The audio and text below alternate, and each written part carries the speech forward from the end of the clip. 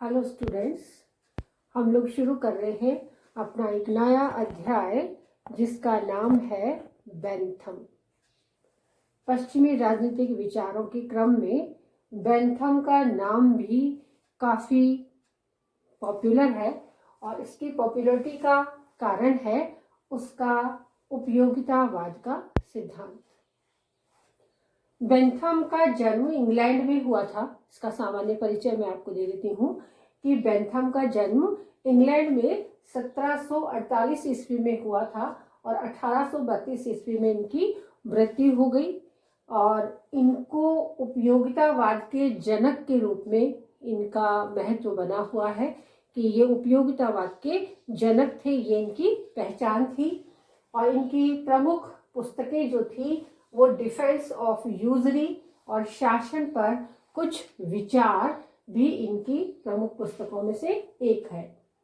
तो बेंथम की जब कभी भी हम बात करते हैं तो बेंथम को उपयोगितावाद का जनक तो माना ही जाता है।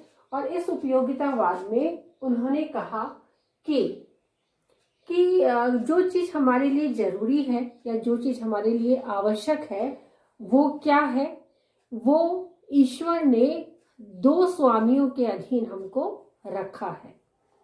तो कि उपयोगिता का पहले हम अर्थ पढ़ेंगे कि उपयोगिता क्या है, उसके बाद में हम उपयोगितावाद को पढ़ेंगे कि जैसा उपयोगी वर्ड जब हमारे दिमाग में आता है कि कोई चीज़ हमारे लिए कितनी उपयोगी है, तो उसको जो बेंथम ने समझाया वो ये समझाया कि यदि अधिकतम लोगों को उससे अधिकतम सुख प्राप्त हो रहा है तो वह चीज़ उपयोगी है। जैसे हम पानी की बात करते हैं तो पानी पीने से अधिकतम लोगों की प्यास शांत हो जाती है और उसको पाने से उनको सुख की प्राप्ति होती है, तो वो हमारे लिए बहुत ही उपयोगी है। और कोई ऐसी चीज़ है जो हमें दुख देती है, जिससे अधिकांश लोगों को दुख प्राप्त होता है, तो वो हमारे लिए उपयोगी नहीं है। तो ऐसा बेंथम का मानना था कि कोई चीज़ कितनी उपयोगी है और कितनी अनुपयोगी है ये डिसाइड करने वाले दो शासक हैं। और वो शासक कौन कौन से हैं, इसके अधीन हमें अपना जीवन बिताना होता है। और इस जीवन को के वो दो स्वामी जो हैं वो है सुख और दुख। पहला स्वामी सुख है, जिस कार्य को करने से हमें सुख की प्राप्ति होती है उस कार्य को हम करते हैं और बार बार करते हैं। इससे क्या होता है, वो अधिकतम लोगों को सुख पहुंचाने का कार्य करता है, तो पहला स्वामी सुख है। और यदि हम दूसरे स्वामी की बात करते हैं तो जिस कार्य को करने से हमें दुख का अनुभव होता है वो क्या है, हमारे लिए उपयोगी नहीं है और ये अधिकतम लोगों को नुकसान पहुंचा रहा है या कष्ट पहुंचा रहा है, तो वह कार्य हमारे लिए दुख का कारण बनता है, तो वह हमारे लिए उपयोगी नहीं है। तो उपयोगी होना का जो स्वामी है वो सुख और दुख है, जिसकी वजह से हम कुछ कार्य करते हैं और कुछ कार्य नहीं करते हैं। तो मुख्य रूप से सार रूप में यदि हम देखते हैं तो दो तीन बातें स्पष्ट हैं कि बेंथम का जन्म इंग्लैंड में हुआ था 1748 ईस्वी में, और उन्होंने वहाँ पर एक सिद्धांत प्रतिपादित किया जिसका नाम था उपयोगितावाद। और उपयोगितावाद के जनक के रूप में इनकी पहचान बनी हुई है। और उपयोगिता का अर्थ इन्होंने बताया कि अधिकतम लोगों का अधिकतम सुख ही उपयोगिता का आधार है।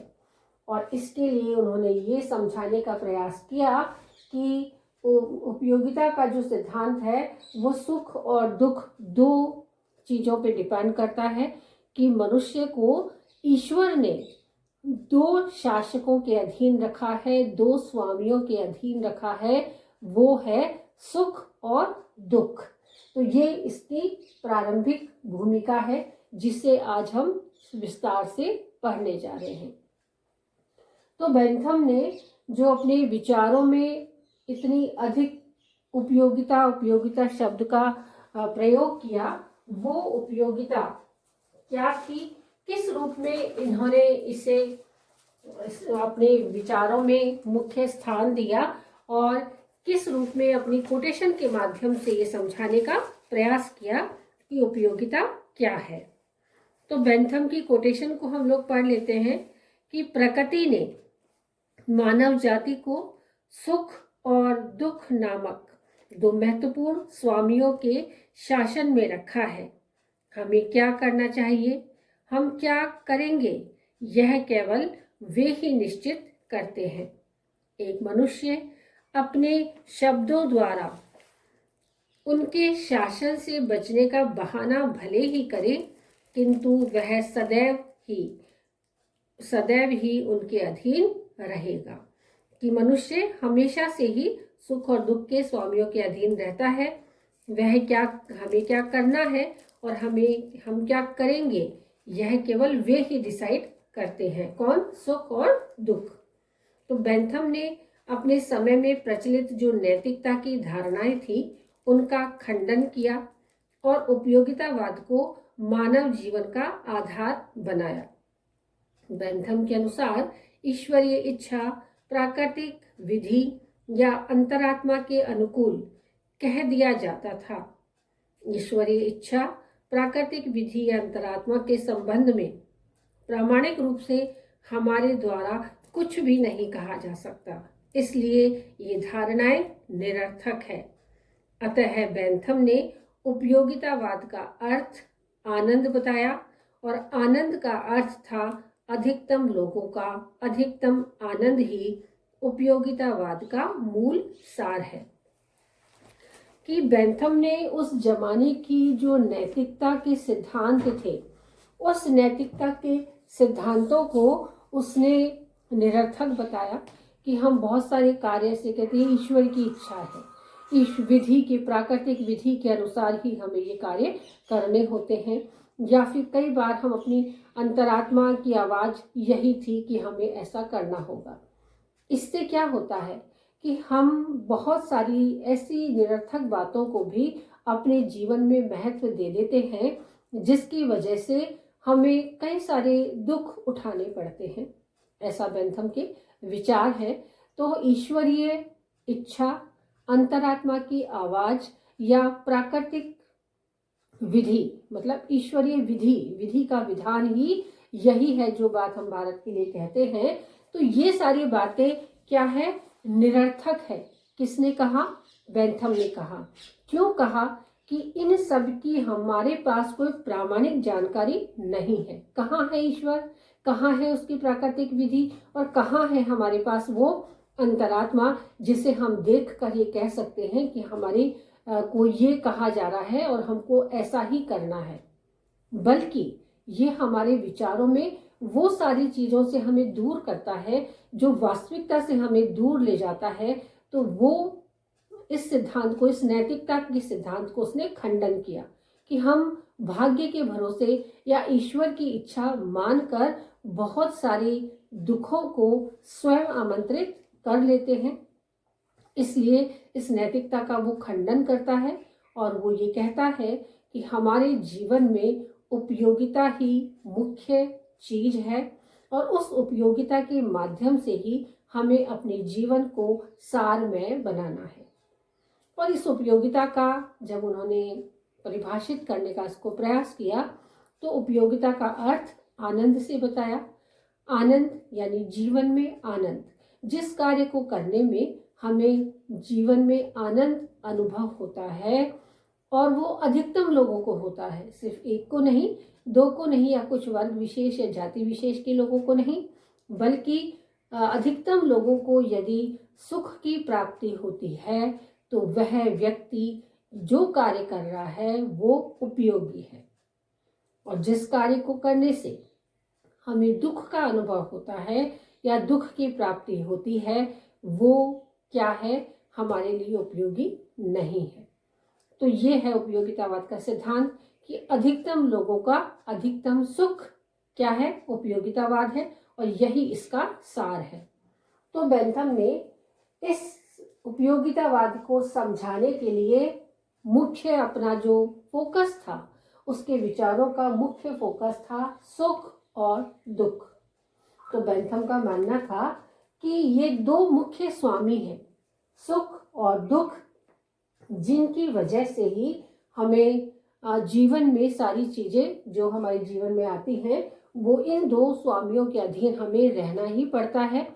हम चाहे से कुछ भी और बातें कह लें अपने आप को बचाने के लिए, लेकिन इन दोनों की अधीनता स्वीकार हमें करनी ही पड़ती है। तो पढ़ते हैं कि बेंथम ने अपने उपयोगितावाद के मूल सिद्धांतों में क्या क्या बातें कही। तो उपयोगितावाद का मूल सिद्धांत हमें बताता है नंबर 1 पॉइंट के माध्यम से कि ये सुखवादी सिद्धांत है। कि उपयोगितावाद का मूल सिद्धांत क्या बताता है कि कौन सा सिद्धांत है, ये सुखवादी सिद्धांत है। कि इसका सुखवादी सिद्धांत क्या है कि यह सुख दुख की आधारशिला पर आधारित है। इसलिए बेंथम ने लिखा है कि प्रकृति ने मानव को सुख व दुख नामक दो स्वामियों के शासन में रखा है। हमें क्या करना चाहिए तथा हम क्या करेंगे ये केवल वे ही निश्चित करते हैं। कौन? सुख और दुख। अर्थात सुख दुख जीवन को गति प्रदान करते हैं। जिस कार्य से मनुष्य को सुख प्राप्त हो वह उपयोगी व उचित है, और जिसमें दुख प्राप्त हो वह अनुपयोगी व अनुचित है। अतः बेंथम के अनुसार उपयोगिता का मानदंड यह है कि कब तक सुख की वृद्धि करता है, कि वह जो कार्य वो कर रहा है वह कब तक सुख की वृद्धि करता है और कहाँ तक दुख को कम करता है। इसलिए बेंथम का विश्वास है कि प्रत्येक मनुष्य सुख प्राप्ति के लिए कार्य करता है और वही उसके लिए उपयोगी है। अर्थात अधिक सुख व कम दुख प्रदान करना ही उपयोगितावाद का सुखवादी सिद्धांत है। कि जब कभी कोई भी कार्य हम करते हैं, बेंथम के अनुसार कोई भी कार्य हम करते हैं तो उन कार्यों में क्या होता है कि हमारे जीवन को जो गति मिलती है वो किससे मिलती है, कि हमें उस कार्य को करने से कितना सुख प्राप्त हो रहा है। कि हम सदैव ही इन दो स्वामियों के अधीन रहते हैं। यदि कोई कार्य हमारे जीवन को गति देता है, हमें सुख पहुंचाता है और लंबे समय तक सुख पहुंचाता है, समय की जो अवधि है वो भी बढ़ती जाती है, कि हमें उस कार्य को करने से अधिक समय तक सुख की प्राप्ति होती है, तो वह कार्य उचित है और हमें करना ही चाहिए। और ऐसे कार्य जो हमें दुख प्रदान करते हैं, तो उस दुख को कम नहीं कर रहे, हमें दुख देते हैं, तो ऐसे कार्य पूर्ण रूप से अनुचित हैं और हमें नहीं करने चाहिए। तो मानदंड क्या हुआ? उपयोगिता, और उपयोगिता का मानदंड है सुख। कि यदि वो कार्य जो हमें सुख दे रहा है वही हमारे लिए उपयोगी है, और जो कार्य हमें दुख दे रहा है वह हमारे लिए अनुपयोगी होता है। दूसरे पॉइंट की तरफ आगे बढ़ते हैं, और बेंथम ने अपने इस विचार को और भी व्यापक और स्पष्ट रूप से समझाने के लिए सुख और दुख के प्रकारों का वर्णन किया है। कि कौन कौन से प्रकार हैं जिससे सुख प्राप्त होता है और दुख प्राप्त होता है। तो उसने 2 प्रकार के सुख बताए हैं और 2 प्रकार के दुख बताए हैं, जैसे सामान्य सुख और सामान्य दुख। सामान्य सुखों की जो श्रेणी बनाई है उसने, वो है जैसे इंद्रियों द्वारा प्राप्त सुख। इंद्रियां जो हमारी ज्ञानेंद्रियां हैं, आँख नाक कान त्वचा, जो हमारी ये ज्ञानेंद्रियां हैं, तो इंद्रियों द्वारा प्राप्त सुख, कि इंद्रियों से हम बहुत सारे सुखों का अनुभव करते हैं। जैसे कोई आंखों से बहुत सुंदर दृश्य हम देखते हैं तो वो इंद्रियों के माध्यम से ही हमें दिखाई देता है, हमें सुख की अनुभूति होती है। तो इंद्रियों से प्राप्त सुख, संपत्ति धन से जो प्राप्त सुख होता है, कीर्ति कि जो भी कार्य हम करते हैं उससे हमारी कीर्ति फैलती है, यश फैलता है, तो वो हमको सुख पहुंचाता है।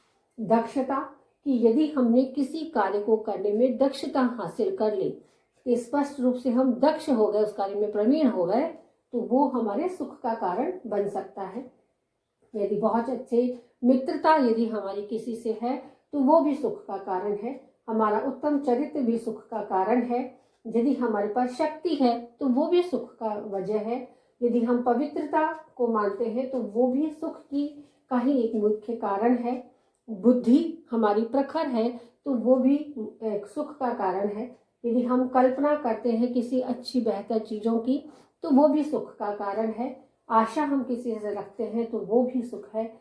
उत्तम स्वास्थ्य है तो वो भी सुख है। ज्ञान की मात्रा अधिक है तो वो भी सुख है। बौद्धिक क्षमता हम में बहुत ज़्यादा है तो वो भी सुख है। और इन सब से मन की स्थिरता जो हमको मिलती है, ये सभी चीज़ें किसमें आती है?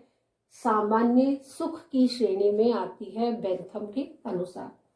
तो बेंथम ने इन 15 चीज़ों को सामान्य सुख कहा है। हम बात करते हैं दुखों की कि किस श्रेणी के चीज़ों को बेंथम ने सामान्य दुख कहा है। तो वो है इंद्रियों से प्राप्त दुख, कि जो हमारी इंद्रियां हैं, पांचों ज्ञानेंद्रियां, उनसे कोई प्राप्त दुख है कि हमारी आंखें ठीक नहीं है, हमारे कान प्रॉपरली वर्क नहीं करते, नाक में भी बहुत बड़ी समस्या है। तो ये सारी चीज़ें जो हैं वो हमारी इंद्रिय सुख की बजाय हमें दुख प्रदान करेंगी कि चपटी नाक है, छोटी आँख है, दिखता नहीं है, नज़र कमज़ोर है। तो ये सारी बातें इंद्रिय दुख कहलाती हैं। शारीरिक दुख, शारीरिक दुख बहुत अधिक काला होना, बहुत अधिक मोटा होना, बहुत अधिक पतला होना, या हमारे शारीरिक जो हमारे गुण हैं, आँखें, नाक, कान, उनका बैलेंस नहीं होना, ये शारीरिक दुख में आ सकते हैं। या कोई शारीरिक आंतरिक पीड़ा हो, जैसा हमारी बहुत सारी अंदर की परेशानियां होती हैं कि लीवर बढ़ गया, जो शरीर में बादी भर गई, पानी भर गया, या इस प्रकार की जो आंतरिक पीड़ाएं होती हैं, एक्सप्रेस करना थोड़ा मुश्किल है। तो बहुत सारे आंतरिक शारीरिक दुख हैं, ये भी दुख की श्रेणी में आता है। तीसरा बताया उसने होने वाला दुख या पीड़ा, कि भविष्य की कल्पना में हम कुछ विचार पहले से ही बना लेते हैं कि इससे तो ऐसा हो जाएगा, इससे ऐसा हो जाएगा, वो मुझे दुख देगा। कोई भी कल्पना जब हम करते हैं तो वो इंद्रियों से और शरीर से दुखी होकर भी कर सकते हैं, और कुछ परिस्थितियों के अकॉर्डिंग भी हम दुखों की कल्पना कर लेते हैं। तो वो होने वाला दुख, कि भविष्य में आने वाला दुख या पीड़ा से हम दुख का अनुभव पहले से ही कर लेते हैं। गंवारपन, कि हमें किसी चीज़ का ज्ञान नहीं है तो हम गंवार हैं। शत्रुता, यदि हमने किसी से मित्रता की है तो वो सुख का कारण है। यदि हमारे शत्रु ज़्यादा हैं तो वो दुख का एक बहुत बड़ा कारण है। बदनामी, बदनामी से आप लोग परिचित हैं। द्रोह यानी विद्रोह करना, कि कोई गलत कार्य यदि हमारे संग हो रहा है और हम उसका विद्रोह नहीं कर पा रहे हैं, हम उसका विरोध नहीं कर पा रहे हैं, तो वो एक दुख का बहुत बड़ा कारण बन सकता है। कल्पना, कि कल्पनाओं में न जाने कौन कौन से दुख और कौन कौन से सुखों का हम अनुभव कर लेते हैं, तो ये कल्पना मात्र का जो विचरण है वो भी दुख का कारण बन सकता है। प्रत्याशा, प्रत्याशा का अर्थ यह है कि हम अपने आप को दूसरों के प्रति बहुत उससे आशा रखते हैं। दूसरों से जब आशा रखते हैं तो हमारी जो जीवन जीने का जो आर्ट है, जो हमारी कला है जीवन जीने की, वो कला कहीं ना कहीं दुख का कारण बन सकती है। कि जो प्रत्याशा है, मतलब दूसरों की ये प्रति जो इच्छाएं हैं, वो हमारे दुख का कारण बन सकती है। और अति उदारता भी एक दुख का प्रमुख कारण बन सकती है, कि हम उदार होना जीवन में आवश्यक है, कि हम अपनी आवश्यकताओं को ध्यान में रखते हुए दूसरों के प्रति उदार बने रहें। कि हम उदार बनते हैं, कार्य करते हैं, लेकिन उन कार्यों को कितना हद तक हमें मानना है, उन कार्यों को हमें कितनी हद तक पूर्ण करना है, ये हमारी उस उदारता पर निर्भर करता है। तो यदि हम अति उदार हो जाते हैं तो अति उदारता भी हमारे दुख का कारण बन सकता है। तो इस तरीके से उसने इन दुखों का वर्णन किया, जिनकी संख्या 11 है। अब इन्हीं सामान्य सुख और दुख से कुछ जटिल दुख और सुख भी प्राप्त होते हैं। उसका वर्णन उसने इस प्रकार किया इन शीर्षकों के माध्यम से कि जटिल दुख और सुख क्या है। जैसे आर्थिक परिस्थितियां, कि बेहतर आर्थिक परिस्थितियां हैं तो वो सुख का कारण बन जाएंगी, और विषम आर्थिक परिस्थितियां हैं तो वो दुख का कारण बन जाएंगी। लिंग, कि मेरे यहाँ तो लड़कियां पैदा हो गई, मेरे यहाँ लड़के पैदा ही नहीं हो रहे, या मेरे यहाँ लड़के पैदा हो गए, लड़कियां पैदा नहीं हो रही। तो लिंग भी, या जो इस चीज़ से वाकिफ नहीं है कि दो लिंग के अलावा जो तीसरा भी एक जो है हमारा लिंग, उससे लोग परेशान रहते हैं, तो वो भी दुख का कारण बन सकता है। और अगला है आयु, कि जैसे जैसे उम्र बढ़ती चली जाती है दुख का कारण बनता जाता है, कि बचपन में कोई परेशानियां नहीं होती, हमें संभालने वाले संरक्षक होते हैं। जवानी में पढ़ाई और कमाई का हमारा ध्यान जाता है तो वो भी सुख और दुख का कारण बन सकता है। लेकिन जैसे जैसे हम उम्र के आगे वृद्धि करते जाते हैं, उम्र के नेक्स्ट पड़ाव पे पहुंचते जाते हैं, तो वो हमारे जटिल दुख का कारण बन सकता है। कि बुढ़ापा अपने आप में ही एक बीमारी है, तो ये मान लिया जाता है। तो दुख भी एक जटिल कारण है।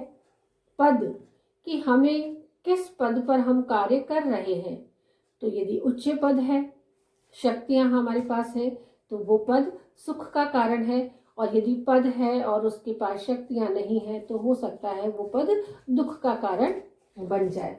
कभी कुछ पद कम, निम्न या उच्च से भी इसका अर्थ हो सकता है। और जलवायु, कि जिस एटमॉस्फेयर में आप रह रहे हैं, जिस जलवायु में आप निवास कर रहे हैं, वो भी आपके सुख और दुख का कारण बन सकता है। जटिल सुख और दुख का, कि जिस वातावरण में आबो हवा में आप रह रहे हैं वो आपके जीवन को और भी बेहतर बनाने में सक्षम है।